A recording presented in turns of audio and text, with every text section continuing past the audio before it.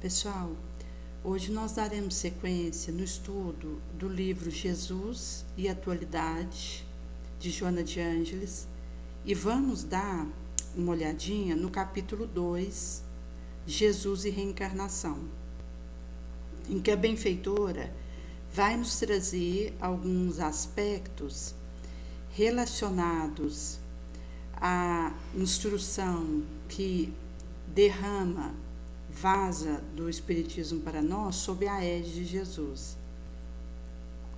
Ela vai dizer que não fosse Jesus ser encarnacionista, toda a sua mensagem seria fragmentária, sem suporte e segurança, por lhe faltar justiça na sua mais alta expressão, propiciando ao infrator oportunidade educativa, com consequente crescimento para a liberdade aspirante.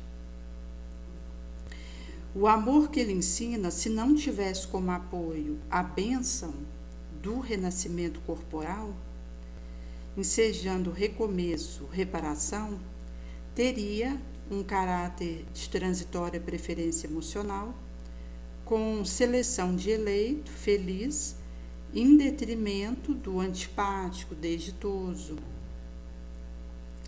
Com o apoio na doutrina do renascimento físico, ele identificava de imediato quais necessitados que estavam em condições de recuperar a saúde ou não, considerando os fatores que os conduziam ao sofrimento. Que Jesus fazia isso ao se aproximar, até porque ele, mesmo à distância, poderia visitar um enfermo e realizar a cura, a libertação desse doente. E por isso mesmo, nem todos aqueles que lhe buscavam a ajuda logravam-na ou recuperavam-se. Porque sabia ser doente o espírito, não o corpo, sempre se dirigindo preferencialmente à individualidade e não à personalidade de que se revestia cada homem. Porque a individualidade é aquele espírito milenar que já passou por várias existências e que hoje está na sua vilegiatura mais importante. A personalidade diz respeito a quem eu sou nessa existência atual. Por isso que Jesus tinha preferência pela individualidade. E ele vai nos ajudar a realizar o processo de individuação. Sabendo acerca da fragilidade humana, emulava a fortaleza moral, fiel à lei de causa e efeito vigente no orbe. Não apenas no diálogo que ele manteve com Nicodemos, vibrou sua declaração quanto à necessidade de nascer novamente. Ela se repete de forma variada, outras vezes, confirmando o processo das sucessivas experiências carnais, método misericordioso do amor divino para benefício de todo o espírito. Nenhuma surpresa causara aos seus discípulos a resposta a respeito do Elias que já viera, assim como a indagação em torno de quem ele seria, segundo a opinião do populacho, em razão de ser crença quase generalizada à época, pluralidade do renascimento. Como espírito puro, cuja envergadura jamais adoecia, enfrentando fator climático, ambiental mais diverso, com a mesma pujança de força, saúde, a se refletir na expressão de paz, beleza nele estampada. Quem o visse jamais olvidaria, e todo aquele que lhe sentisse o toque amorável, impregnado ficaria por seu magnetismo para sempre. É verdade que não poucos homens que foram comensais da sua misericórdia, aparentemente o esqueceram, todavia reencarnaram-se via história, recordando aos povaréus, e ainda hoje se encontram empenhados em fazê-lo conhecido, amado. Então a Joana vai falar um pouquinho da psicoterapia que ele utilizava, que era centrada na reencarnação, por saber que o indivíduo é modelador do próprio destino, vivendo conforme o estabeleceu via atos nas experiências transatas. Porque existe a sinergia entre uma existência e outra, que são solidárias entre si. Então, aquilo que eu perpetrei numa existência pregressa conversa com a minha existência atual. Seja em situações de delito que eu estou espiando, seja um bem-sucedimento moral que me ajuda a um passo mais audacioso. Nesse sentido que as diferentes existências do indivíduo, elas são solidárias entre si e elas se interpenetram, fazendo a amplificação dos elementos benévolos e fazendo a sinergização também daquilo que é negativo.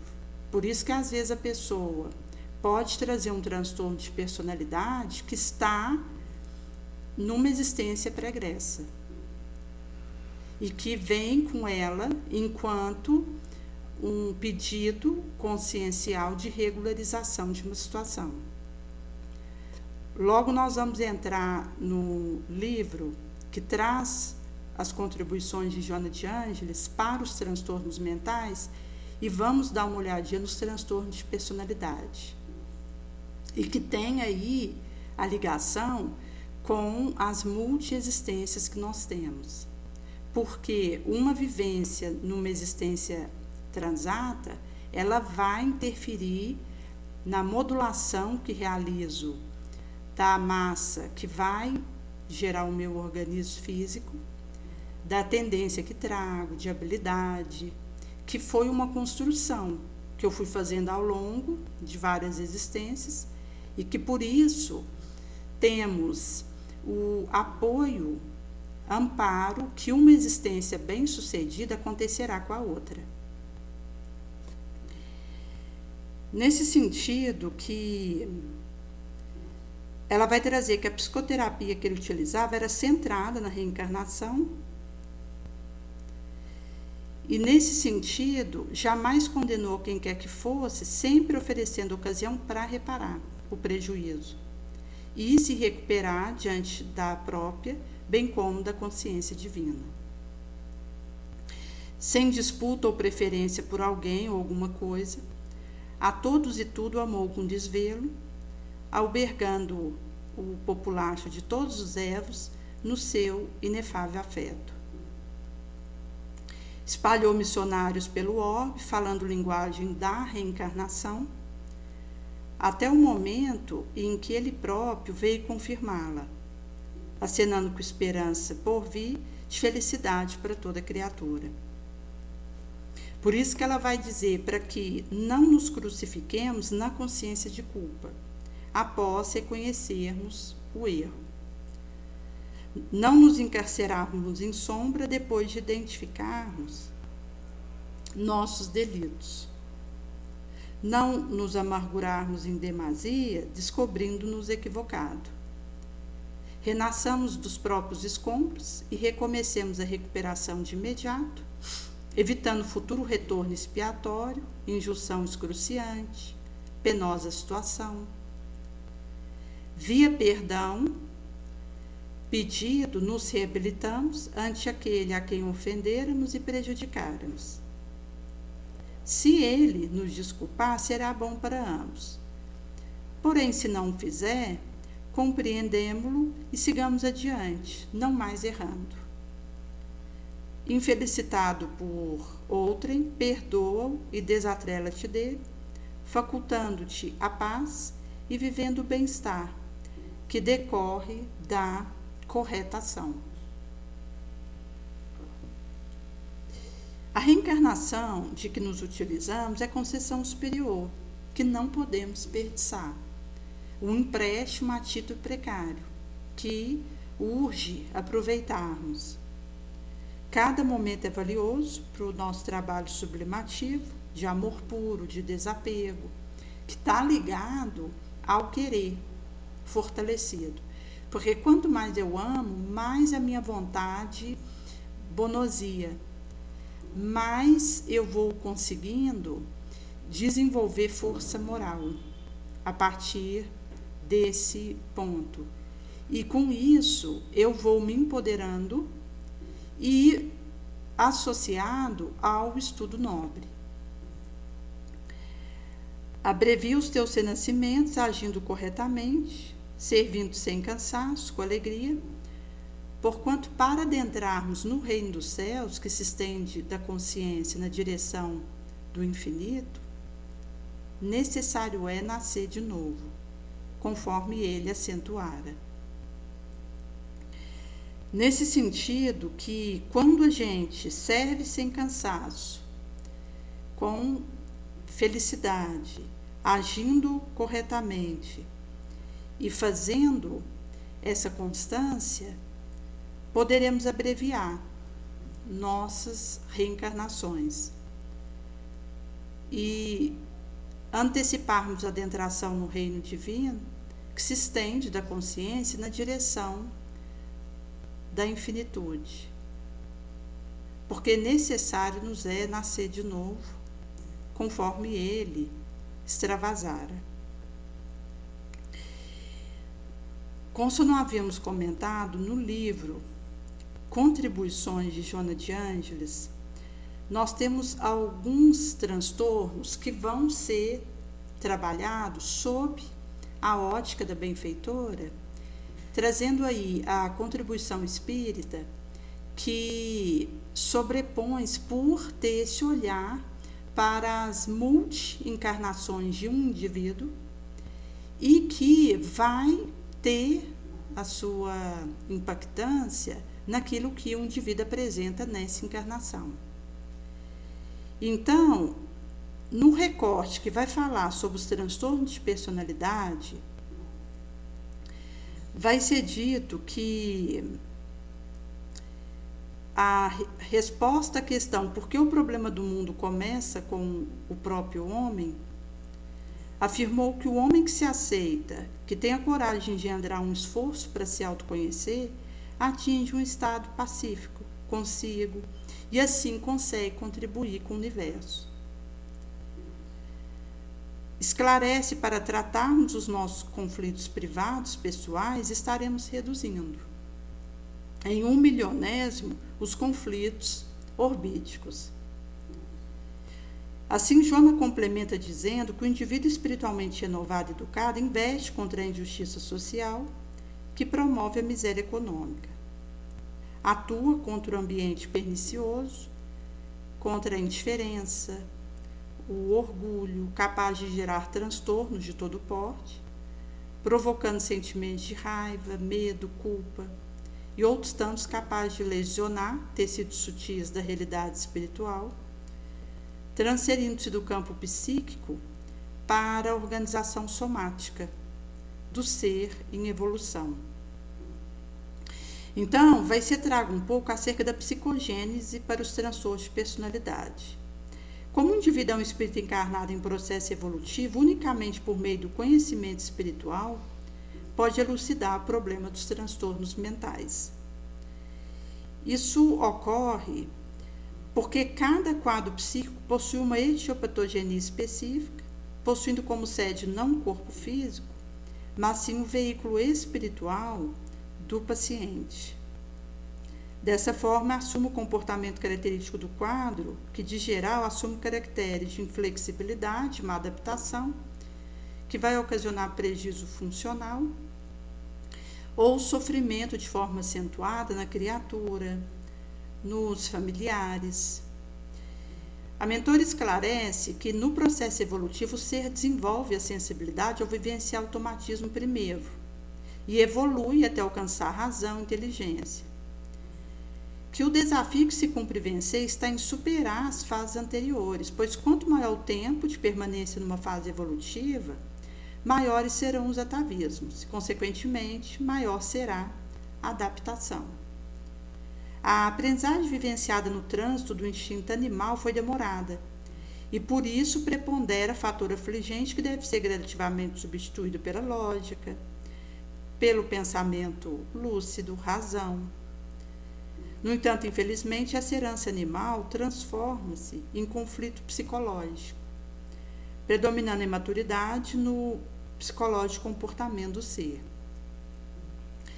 Há muitos transtornos psicológicos, psiquiátricos e de personalidade que afligem a coletividade e possuem como etiologia, por um lado, fator endógeno, como hereditariedade, doença degenerativa, sequela, e por outro, fator de natureza exógena, que compreende conflito familiar, pressão religiosa, psicossocial, socioeconômica, cultural, de relacionamento interpessoal.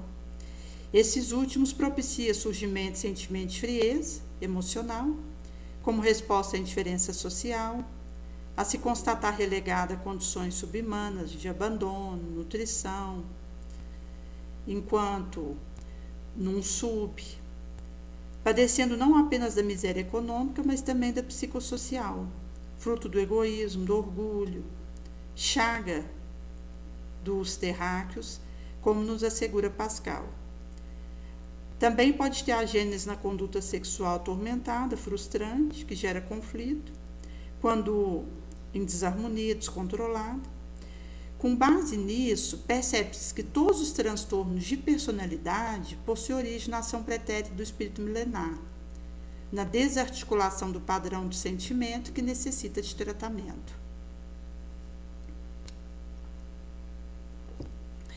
Os transtornos de personalidade, assim como qualquer outra doença da alma, evidencia que o ser psicológico se manifesta como somatório de sua realidade plena. Assim pode modelar conteúdo da sua personalidade.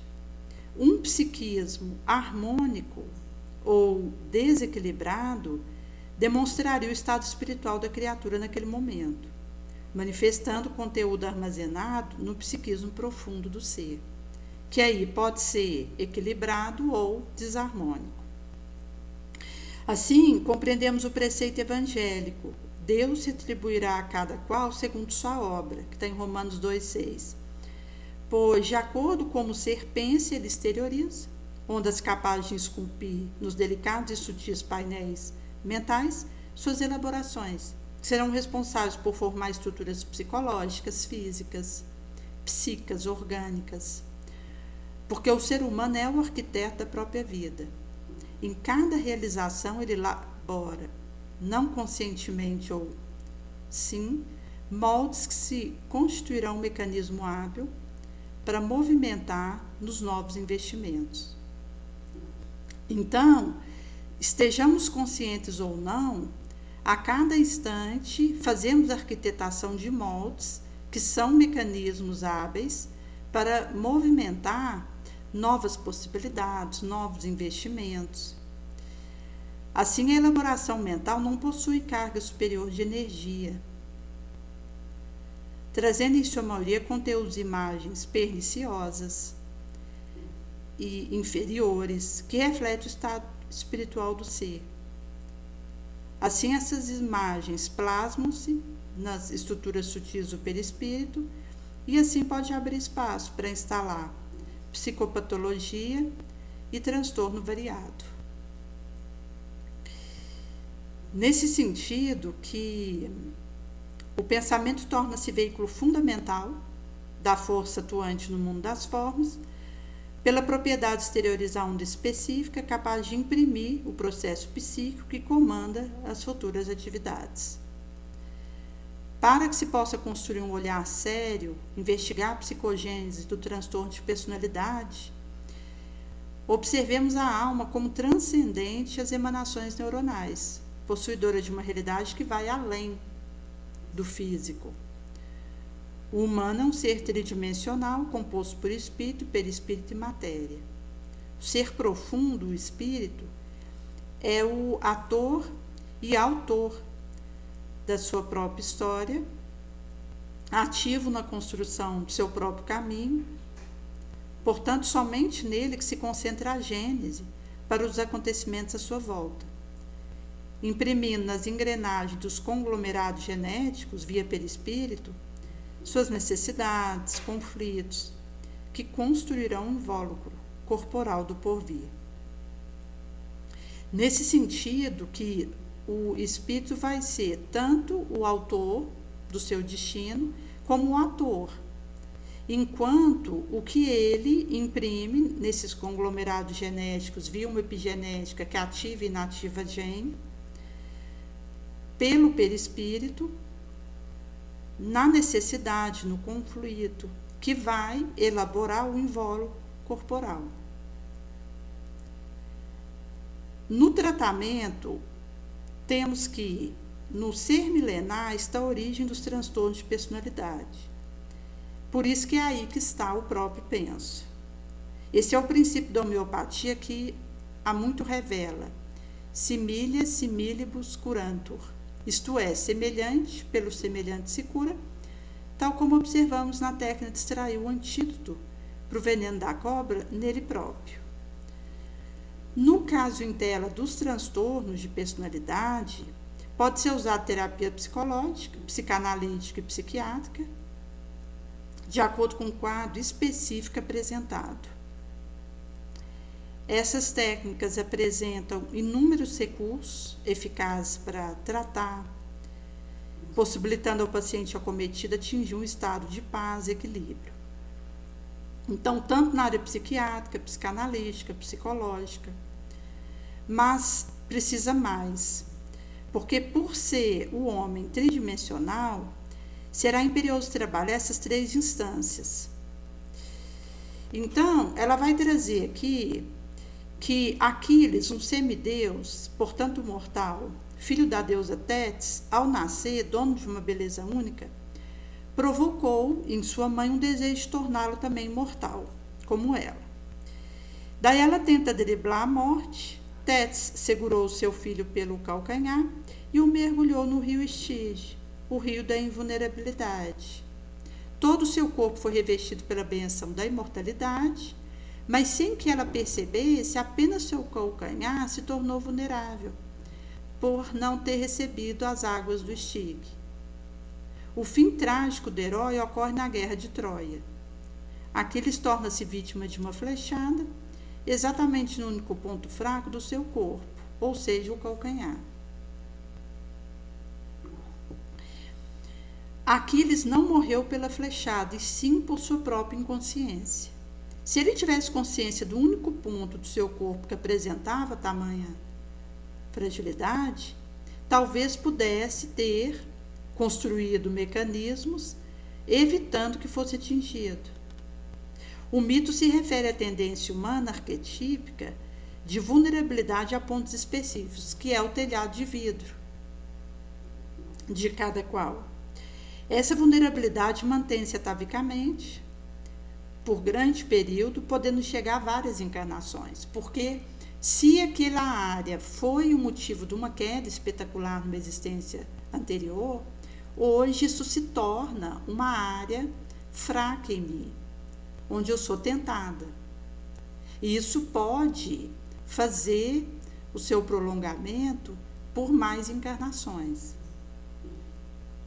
Cada espírito apresenta dificuldades, sempre uma mesma área, até que consiga superá-la.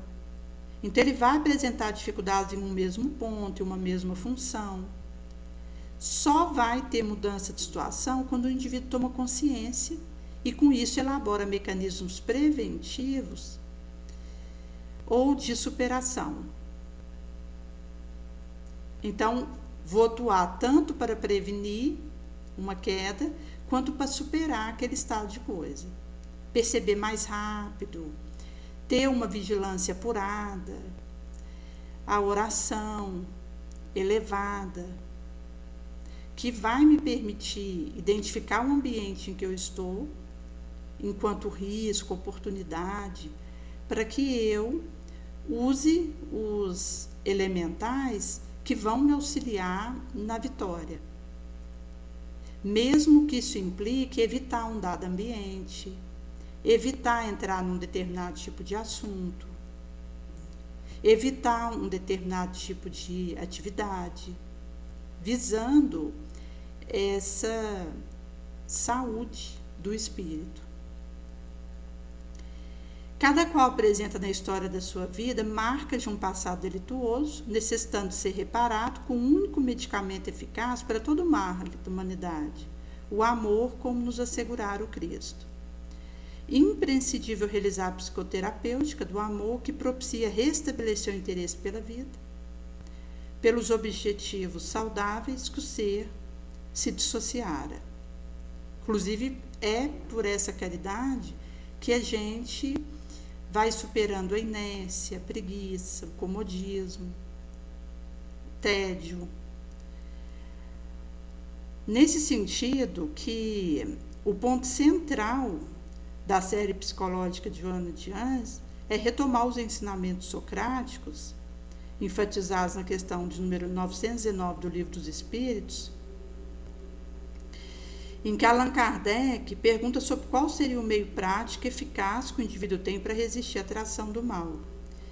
E a resposta foi: um sábio da antiguidade vô-lo disse, conhece a ti mesmo.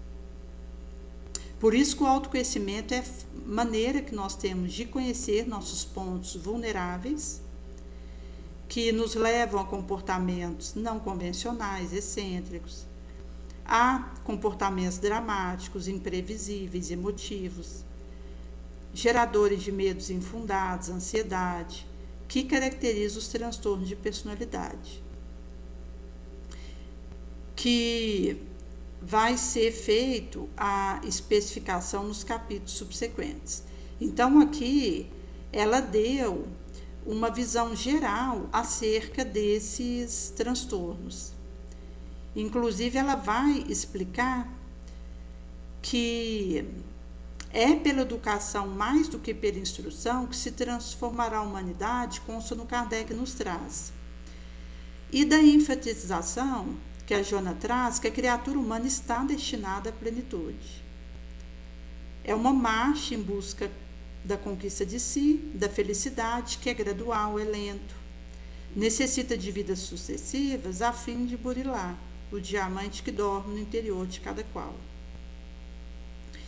E um aspecto que vai ser trago também nesse e-book é ligado às energias criadoras do indivíduo e que pode estar envolvido nos aspectos de disfunções sexuais, disforia de gêneros e transtornos parafílicos. Então, vai ser colocado que o pensamento da benfeitora ela vai acompanhar a evolução do pensamento científico, de pesquisador encarnado. Por isso que, à medida que o conhecimento evolui e flui do astral para o mundo material, ela conversa conosco nos termos dos nossos próprios discursos. Faz isso sem pactuar com perturbação, projeção e inconveniência, que caracteriza a alma cujo mergulho inevitável na carne envolve a mente em sombra. E vai ser colocado que, da mesma forma, há também liberdade na realização de impulsos, seja no aspecto de ilusão, fantasia, mas da mesma forma que uma liberdade abre campo para prazer, satisfação e construção de identidade, abre também para formas variadas de adoecer, tanto no campo do gênero como na área impulsiva, do desejo erótico e do interesse sexual. Então, ele vai explicar que existe o aspecto da nossa canalização energética e que implica um uso para o labor com Jesus. A alma valorosa, que é dotada de mais alto padrão moral, segundo a aquisição de afeto e numerosas reencarnações de sacrifício e trabalho, constitui exceções no ambiente doméstico.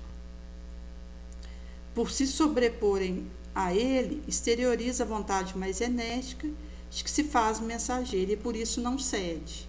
Então, uma alma valorosa que já tem aquisições consolidadas em existências transatas, ela resiste às investidas do mal. e se mantém num padrão de pensamento nobre, de sentimento elevado, de palavra conciliadora, de ação no bem. Porque é algo que essa alma já construiu porta adentro, num trabalho hercúleo que ela realizou em outras existências. Por isso que essas almas conseguem, mesmo no meio adverso, manterem-se propostas, fiéis àquilo que vieram. Mas, via de regra, a maioria esmagadora de inteligências encarnadas na Terra psicologicamente retrata aqueles que lhes deram o veículo físico. Se transformam por algum tempo em instrumento ou médium dos genitores. Afastam o ajustamento de onda mental que lhes são próprias. Em circuitos conjugados, pelos quais permutam entre si agentes mentais de que se nutrem. Somente depois que experiências mais fortes lhes renovam a feição interior, os filhos costumam alterar de maneira mais ampla o molde mental recebido. Então, como vai acontecer esse ajustamento das ondas mentais próprias daquele indivíduo em circuito conjugado, os filhos, por algum tempo, são médios dos genitores. Vai haver essa permutação de agentes mentais que se nutrem, mas vem a renovação interior, via experiências mais fortes, para que esse filho possa assumir a rédea do seu caminho. Então, o filho ainda de mente jovem, quando o espírito se mostra mais suscetível, recebe uma influência direta na personalidade, daqueles que o magnetizam, em orientação, troca energética, instalando valor novo, vitalizando nele conflitos. Então, nessa situação última, alcançada a área da sexualidade, sentimento e pensamento emanado, mesmo inconsciente, perturba a sexualidade do espírito guiado. Então, o ser, ele recebe naturalmente a descarga mental constante da mãe, transformando isso em pavor terrível, que refletirá em conduta pessimista, pessoa indesejada, temperamento arredio. Quando se trata de feto com polaridade masculina e cujos pais anelam por uma filha, ou vice-versa, envolvendo-se em informações nas cargas psíquicas da sua aspiração, nele criam um futuro conflito de sexualidade com alto contingente comportamental perturbador. Então, vai ser trago que a influência paterno-materna, que André Luiz aponta desde o ventre, afeta a formação da personalidade do espírito, gerando conflitos que mais tarde, vez colimada a encarnação, pode se apresentar em sintomas de disforia de gênero, na área da personalidade. Então, vai ser trago tanto fator doméstico quanto psicossocial, que pode levar o jovem a uma preferência psicológica afetiva por outrem do mesmo sexo, sem que se manifeste tendência para conduta expressa em relacionamento profundo, de intercurso desequilibrante, que lhe afete o comportamento emocional e orgânico. A frustração materna da genitora que anelava por um filho e gerou uma menina ou vice-versa, passa a cuidar do sem informação, conforme houvera preferido recebê-lo, e pode contribuir para instalar uma distonia entre a forma e a psicologia da criança, que, quando adolescente, engendrará mecanismos de fuga para incorporar a personalidade que lhe foi projetada e não lhe corresponde à forma física. E aqui vai ser feito um recorte de que a relação espiritual entre pais e filhos não configura um determinismo psíquico, como uma maldição materna-paterna, que vira destino para o filho. Esse determinismo fantasioso leva a adotar um discurso de culpabilidade dos genitores. E é um trabalho espiritual inadiável emergir da relação com os genitores e encontrar-se a si mesmo, para além da personalidade dos pais. Como também nos diferenciamos da consciência coletiva. Porque se eu não consigo me diferenciar da personalidade dos meus pais, eu não consigo sequer me diferenciar da consciência coletiva. Eu preciso caminhar para a minha individuação, que é esse trabalho de autodescobrimento, de autofortalecimento, de elaborar elementos de cura, de reorganização interior, de harmonização. Jesus havia dito que é necessário abandonar mãe e pai, e esse abandono pode ser entendido como um abandono simbólico do complexo paterno e materno para realizar em si próprio uma individuação.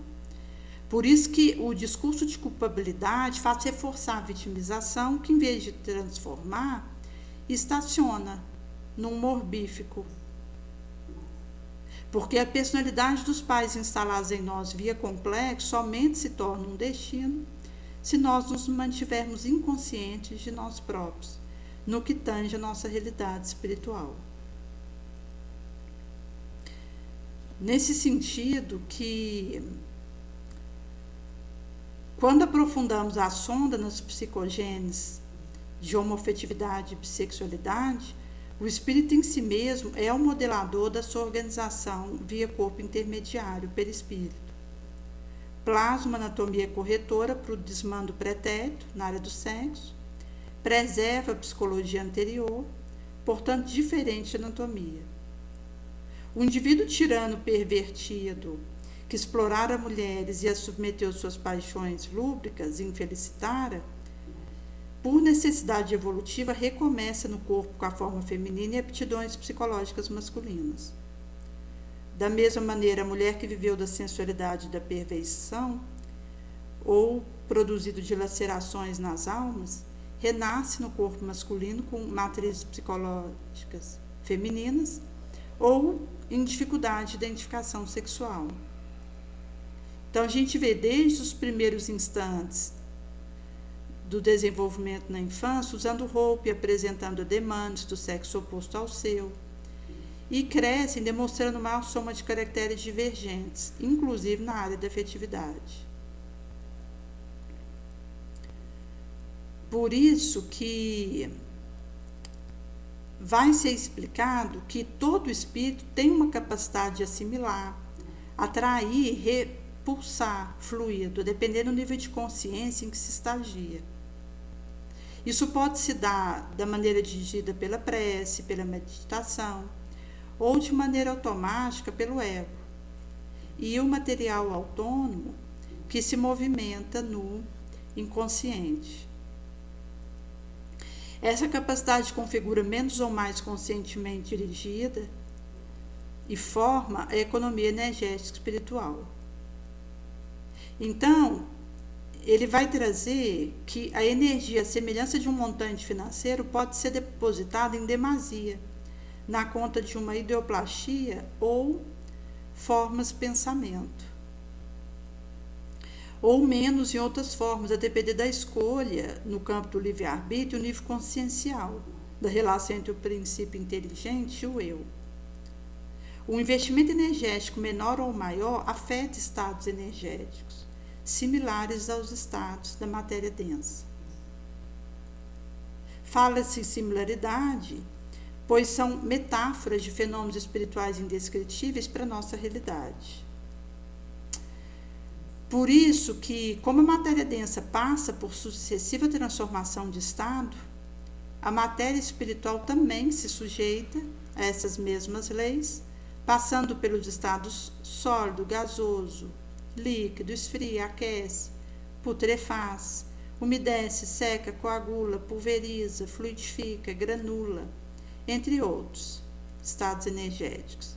Por isso que as formas de pensamento, ideoplastias ou complexos espirituais, conceitos esses abordados em maior profundidade num outro recorte, trata dos transtornos relacionados às substâncias. São contas energéticas ou pequenos vasos onde a química energética da alma acontece, contidos pelo vaso maior, o vaso de todos os vasos, que é o espírito. Nesse sentido, o espírito investe e desinveste energia e realiza sua transubstanciação na medida em que a relação ego-espírito vai se desenhando no psicodinâmico panorama de cada qual. Por isso que, de acordo com o investimento do espírito, ele vai fazer a colocação de uma dada energia ou desinvesti-la. E com isso ele está pintando o próprio panorama psicodinâmico da sua roda sansara. Pensando essa dinâmica energética em termos das patologias que nós possamos trazer na área da afetividade, sexualidade, a Joana vai trazer que o espírito é o processo modelador superior. À medida que o ego adota atitude, submetida à baliza da lei universal que rege e funciona no espírito, esse plasma pela diretriz das leis, processos energéticos e seus estados. A energia sai do espírito, passa pela função psicóide perispiritual, função intermediária entre o espírito e a matéria em processo compensatório da atitude egóica, é pelo espírito corrigido em excessos de investimento energético na intimidade da economia do espírito. Se um excesso do uso ou da abstenção da função psicológica ocorre, as leis do espírito agem para compensar, gerando efeitos na alma, efeitos esses que muitas vezes apresenta como patologia ou mudança de polaridade feminino-masculina entre as encarnações, a depender do uso dessas energias pela escolha individual de cada qual. Também isso é observado no processo energético e dos seus respectivos estados, nas disfunções sexuais, nas quais não se pode encontrar as etiologias para todos os casos de disfunção, pois a causa não é de origem estritamente somática, está no espírito, que plasmaram uma anatomia corretora para os demandos pretéritos, oriundos de outras encarnações na área dos sexos. Então, foi plasmado uma anatomia corretora para desmandos transatos. A patologia é um movimento energético com mudança de estado da matéria mental que promove a expiação, que é aquela experiência que eu vou começar com arrependimento, depois o resgate e a cura, como se eu não tenha vivido. A lei da expiação corrige abuso da energia genésica praticado em uma existência, de imediato, e retifica-os na encarnação seguinte, quando manifesta carga genética que gera patologia ou reflete na máquina física e na personalidade trauma experimentado na existência atual ou pregressa. Expiar não é semelhante ao de remir um pecado. Mas, na verdade, quando consideramos o pensamento ancestral, que é marcado pela dinâmica psicológica do pecado, estamos presos a um comportamento moral definido, como pecado por um Deus fantasiado, só que o comportamento definido como pecado por esse Deus é adotado, esse Deus como elemento externo à psique, envia punição. Isso é a psicologia do pecado da antiguidade. Mas a interpretação do que achamos ser pecado não passa de uma projeção da nossa dinâmica psicológica. Na lei de expiação, difere, porque o ordenador da pena não está de fora e um Deus externo. Porque seria o Deus que pune para equilibrar e compensar a energia, mas na verdade é o espírito ordenador energético. A infração, que é o pecado, é uma expressão da dinâmica energética que foi manobrada em configurações específicas pelo livre-arbítrio. Assim, vez colocada em um determinado estado de matéria mental, essa energia precisa de um tempo específico para se transformar novamente. Por isso que a expiação não é um processo externo a nós, como uma punição que vem de fora da psique, imposta por um Deus moralista puritano. É um processo interno energético que nós manobramos com a nossa liberdade. Expiar é um processo energético intrapsíquico balizado pelas leis energéticas universais. Então, mostra a importância desse processo. Toda transformação energética leva tempo. Expiar é o tempo que a energia que passou por uma transformação inicial, por escolhas do ego, vai precisar para fazer uma nova reconfiguração, num estado energético de maior equilíbrio. Uma porção líquida precisa de tempo necessário para tornar-se solidificada, e para voltar ao estado líquido outro tanto tempo. Portanto, expiar não é pagar um pecado que reflete moralismo e puritanismo do ego inconsciente de si mesmo em projeção, mas é uma quantidade de energia que precisa passar por uma transformação e que precisa de um tempo para isso. O processo pode ser acelerado, ter seus efeitos minimizados, mas nunca deixa de ocorrer. Até porque a expiação é uma imposição. Tem a ver com o uso energético errado que fizéramos, com o erro que cometeramos e que foi gravado pela nossa consciência, que exige de nós reparar aquilo, e em sendo assim é uma pena imposta, que dura um tempo maior que uma provação, que é dolorosa e que vai se repetir tantas vezes quanto forem necessárias até que eu consiga acertar, fazer o meu ajuste energético. Por isso que a resiliência, longanimidade, paciência, força, isso me ajuda a passar pela expiação com aproveitamento. Porque daí eu não precisarei viver ela novamente, ligado àquele erro específico. Vemos a todo tempo esse fenômeno no campo físico, quando um complexo que se agita nos bastidores do inconsciente se coagula em um tumor cancerígeno. Passa para o corpo morre, levando o tumor que se enraizou nele vindo da área do espírito, no processo de transformação energética da matéria mental, para logo depois libertar a alma, para que essa, novamente, possa viver uma homeostase energética. Da mesma maneira, esses mesmos complexos geram processos depressivos, psicoses, manias, psicopatologias sexuais, disfunções. Essas energias, imantando experiências sexuais na forma de ideoplastia, em nosso inconsciente profundo, fluem na direção do ego, gerando vários desafios de adaptação externa e interna.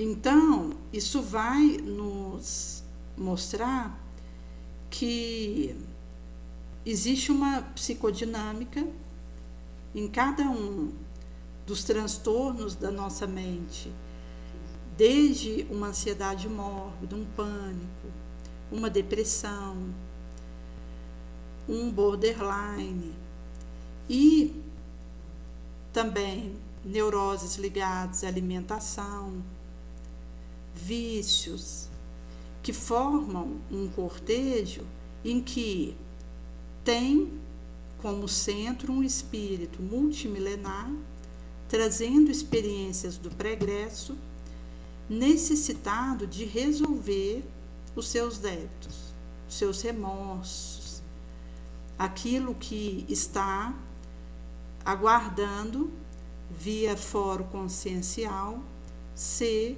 superado. Por esse motivo que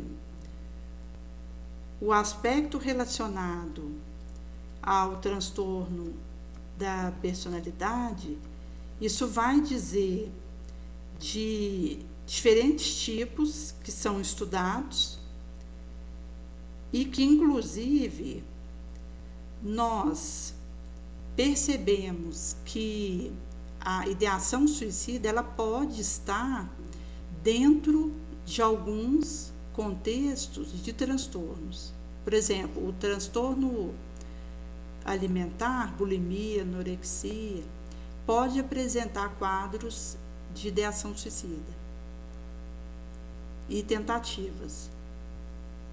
Daí que o aspecto de autodesistência e de prostração vai estar relacionado a uma alteração espiritual, psíquica, e que, se nós considerarmos o progresso da civilização, o desenvolvimento da ética, estrutura social e questão moral,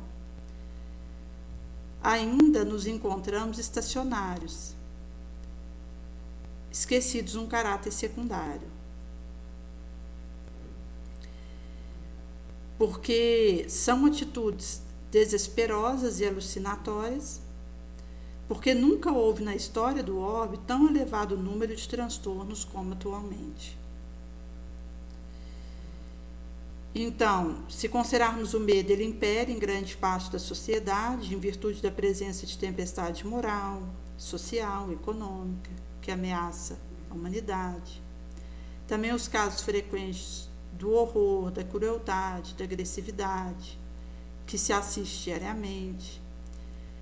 Onda crescente de delinquência que multiplica, assume proporção exponencial. Então, a predominância do egoísmo, a vida humana perde significado e o planeta assemelha-se a uma selva perigosa. À medida que perde para a criminalidade, princípio e valor, banaliza mais nobre sentimento. Indivíduos aturdidos choram, gritam, só adoecerem. Temos aí vidas ceifadas em guerras, veladas ou declaradas, do cotidiano, que promove o aparecimento de indivíduos relegados à margem da sociedade, quanto de grupos de refugiados. Precisam deixar uma terra natal para lançar em busca de moradia, alimento, vitimado por ódio étnico, religioso, político, faculta aparecimento de ondas desesperosas que invadem o orbe. O indivíduo amedrontado se refugia no isolamento do medo, comportamentos estereotipados, desconexos, permanece insensível à nobre emoção, sentimento amoroso, perdão, fraternidade, superlotando clínicas psiquiátricas e consultórios psicológicos e médicos.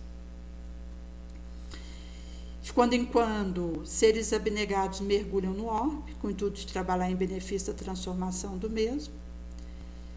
E, consoante Santo Agostinho assegurou a Kardec na terceira parte do Evangelho segundo o Espiritismo, quando ele vai falar um pouco das causas das misérias humanas.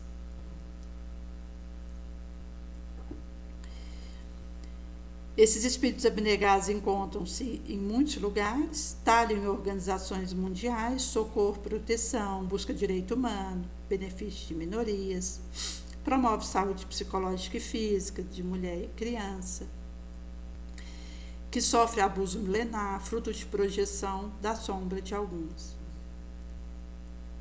Teólogos, estudiosos do comportamento humano, pesquisador, cientista, também trabalha com o intuito de abrir espaço para essa transformação, oferecendo instrumentos de análise e promotores do bem e da saúde, atentos aos movimentos humanos, políticos, econômicos, sociais, finalizando produzir recursos favorecedores de equilíbrio para essa fragilidade, promovendo estruturação emocional.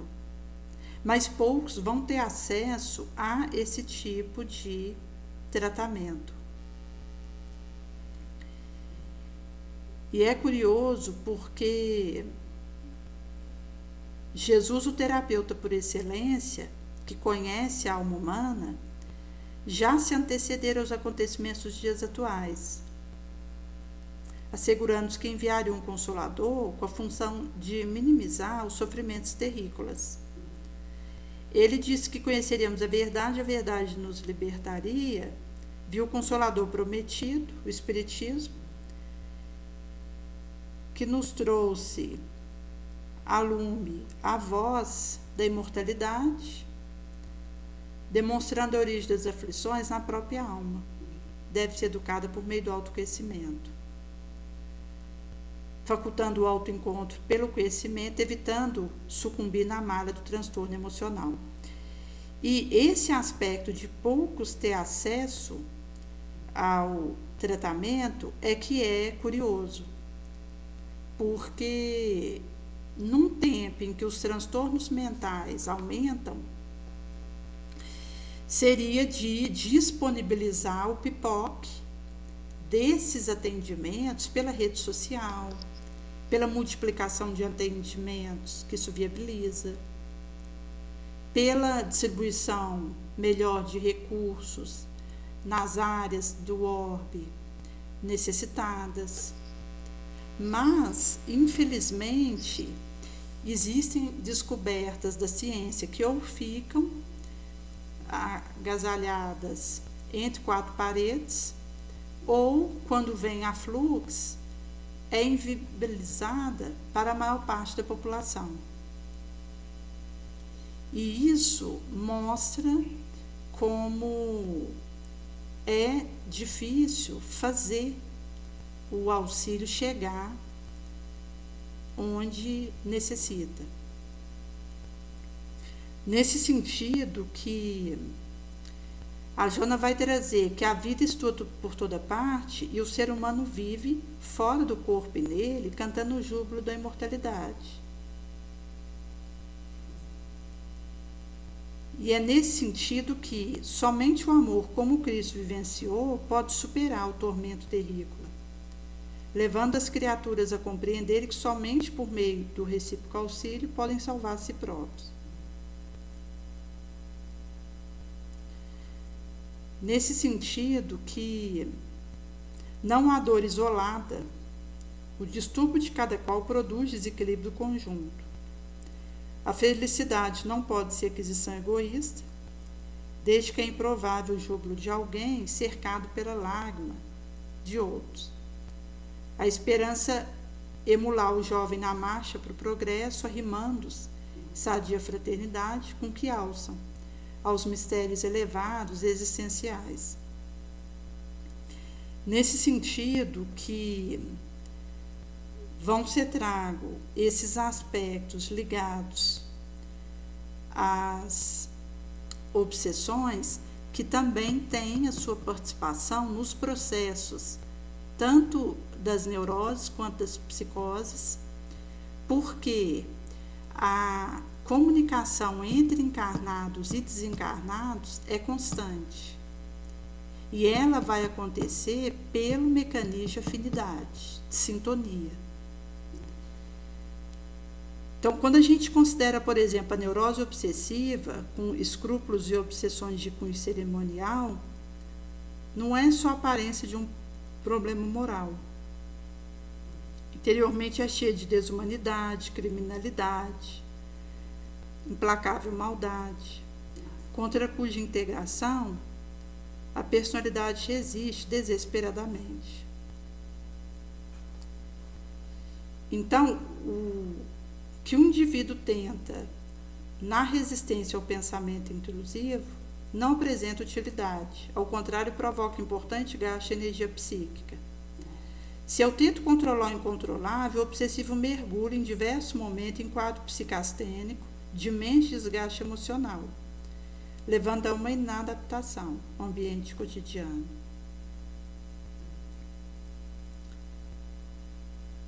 É nesse sentido que uma atividade compulsiva vai se apresentar como incoercível, necessidade de ação repetida, desde o simples ato de traçar linha, desenho num papel, enquanto não conversa ou sim, contar a lâmpada ou cadeira no auditório, que parece sem sentido, mas não consegue evitar, vai fazer incidência naquela mesma atividade. Pode variar para ritual, fórmula, cerimônia, como atavismo ancestral, imagem arquetípica perturbadora, que se reflete no comportamento atual. De alguma sorte, é mecanismo para fazer uma catarse da ansiedade de que se é vítima. Quando o indivíduo tenta evitar atividade compulsiva em razão de circunstância poderosa, que sai da sua alçada, ele vai sofrer, se transtornar e termina por se entregar à ação tormentosa de maneira discreta, que seja simulada. Por isso que na economia moral de todo ser encontram-se os seus atos transatos ou próximos, programando a sua existência, estabelecendo processo de liberdade ou de encarceramento, asas para alá-lo ou grilhões para retê-lo no piso das dissolventes paixões. Nesse sentido que vão sendo dados alguns roteiros para compreendermos o processo de adoecimento a partir da perspectiva multiexistencial do espírito. Inclusive, Kardec, no livro Céu e Inferno, na segunda parte, vai trazer exemplos de desencarne de diferentes espíritos felizes, os criminosos endurecidos, os suicidas, os de condição mediana, onde ele vai fazer uma comparação da condição que aquele espírito estava no momento que ele desencarna e o subsequente no astral. Porque como o indivíduo desencarna e como ele vive no astral está associado ao que ele fez numa existência anterior, de avanço, de retrocesso. O espírito não retroage, mas ele pode complicar a sua situação, enquanto se sobrecarregar de novos débitos. Por outro lado, se uma existência ela foi na plantação do bem, esse espírito no astral, ele consegue um aproveitamento melhor no serviço nobre lá, no estudo. E com isso o indivíduo programa mais detalhes da sua próxima encarnação, visando aproveitar melhor seu tempo. E fazendo a colocação da maneira como ele vai colocar os seus dons a serviço. Nesse sentido que, da maneira como alguém vive, por exemplo, as suas 3 últimas existências, vai reverberar na minha vulnerabilidade hoje, na minha neurose, no meu transtorno de personalidade, no meu dom, no meu projeto de vida, no meu propósito. Porque existe uma conversa que mesmo que o indivíduo não saiba o que ele viveu numa existência pregressa, mas ele pode intuir a partir dos seus pensamentos, das suas tendências, da sua trajetória. Inclusive, quando é possível ir fazendo essa análise à medida que os anos passam, em que a cada setênio a gente tem relacionado a uma dimensão, e que do 0 aos 42 anos está na fase de construção, que vai passar por 6 dimensões diferentes, uma para cada setênio. Começa com a biológica, do 0 aos 7 anos, e termina com a espiritual, que vai dos 35 aos 42. Depois entra para a fase de refinamento e repete a dimensão espiritual dos 42 aos 49. E assim sucessivamente, porque a cada setênio existe associação com uma dimensão do desenvolvimento, e o indivíduo fazendo essa associação das coisas que viveu ao longo de cada setênio, é possível a gente perceber como foi nossas existências mais recentes, de umas 4 para cá. E isso nos ajuda a programar melhor a nossa atual existência para que o trabalho e o tempo, a nossa energia sejam bem empregados. Nesse sentido, que o espírito é o legatário de si próprio, via sendeiro das reencarnações. Ele vai conduzir no seu fórum íntimo o resultado de dificuldade ou sucesso, talhado em cada etapa iluminativa. Por isso que posso alterar o meu comportamento mental, não poderia voltar atrás e fazer um novo começo, mas posso começar agora e fazer um novo fim, via modificação do meu comportamento psíquico, da minha atitude mental. Lentamente eu vou alterando paisagem difícil por onde transito, vou conseguindo erigir bem-estar, administrando os restantes de sabores muito comuns no trânsito terrícola, onde esse batel antes sem leme, à mercê da onda, ele pode tomar a rédea desse timão. Isso vai nos propiciando essa catarse libertadora. E é nesse sentido que vai sendo possível nós termos essas aquisições relevantes, promotoras de plenitude íntima, realização transcendente, que a gente vai se utilizando nossas percepções, via intuição, inspiração, abstração. Nesse sentido que combater a nossa sombra, vencer ela, é romper a deterioração de reserva moral que anestesia a razão e ressuscita com vigor o instinto primevo, de que devemos nos libertar. Porque nós temos muito mais encarnações em estágios bárbaros do que em estágios de aprimoramento moral.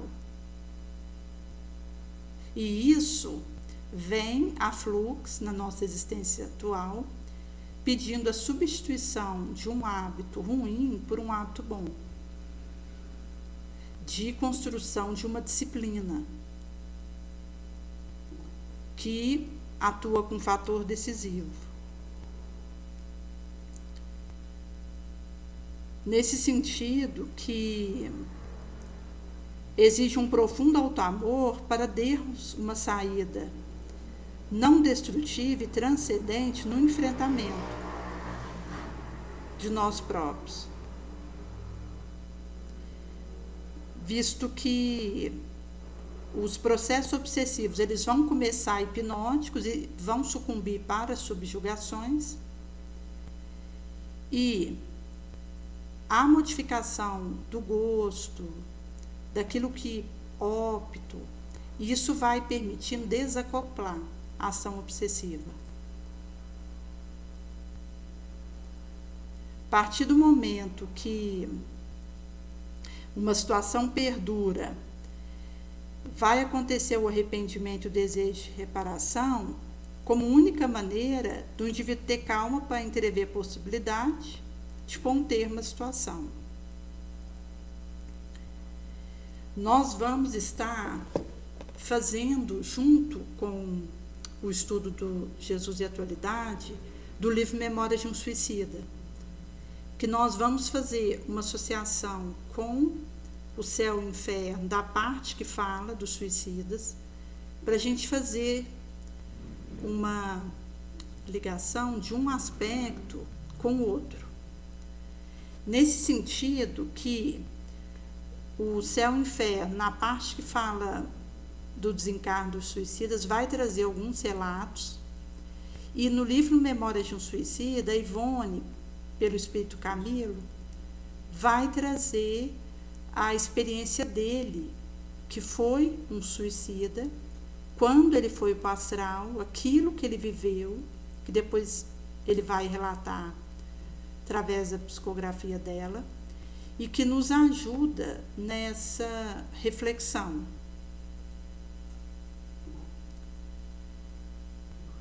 Por isso que vai nos permitir fazer esse apanhado da condição do espírito numa dada existência, que quando a gente traz a tela suicida, traz um ser que numa existência pregressa sucumbiu pelo suicídio e que nessa existência vai ser tentado por situações símiles a cair no mesmo ponto novamente, da forma como ele tinha caído antes.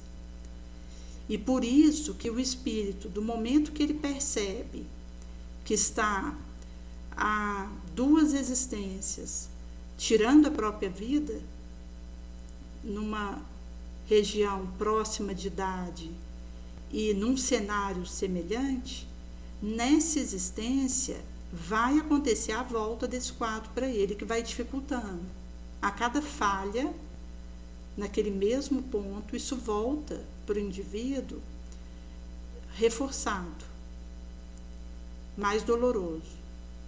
Por isso que o conhecimento da doutrina espírita e aquilo que Jesus nos traz do amar como Ele nos ama, vai nos dando capacidade para dizermos não para nossa tendência, para nossa sombra, e para fazermos a luz acontecer em nós.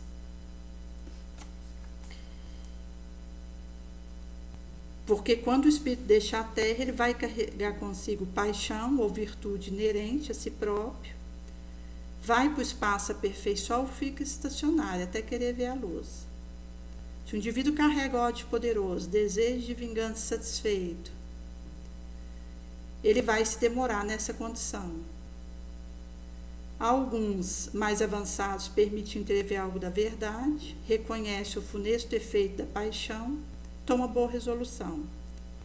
Compreende que para ir a Deus não há senão uma senha, a caridade, que pede esquecimento de injúria e ultraje, porque não há caridade no coração sem perdão e com ódios. Então, por um esforço inaudito, olha aquele que detestou na terra, ante essa visão animosidade desperta. Revolta-se com a ideia de perdoar, revolta-se em ter de se abdicar de si próprio, de ter de amar aquele que ou lhe destruiu a fortuna, ou a família, ou a honra. O coração desses infortunados abala, eles hesitam, vacilam, agitam-se por contrários sentimentos.